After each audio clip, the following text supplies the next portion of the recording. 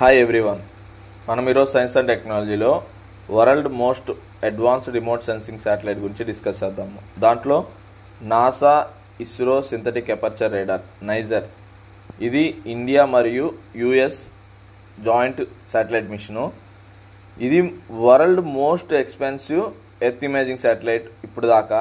అంటే దీనికి almost $1.5 billion అనేది ఖర్చు పెట్టారు. దాంతోపాటు ఈ నైజర్ అనేది డ్యూయల్ ఫ్రీక్వెన్సీ బ్యాండ్.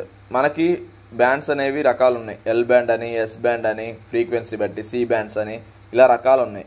దీంట్లో నైజర్లో ఉపయోగించేది ఏమేమి బ్యాండ్స్ అంటే ఎల్ బ్యాండ్ మరియు ఎస్ బ్యాండ్. ఈ ఎల్ బ్యాండ్ అనేది నాసా డిజైన్ చేస్తుంది, డెవలప్ చేస్తుంది.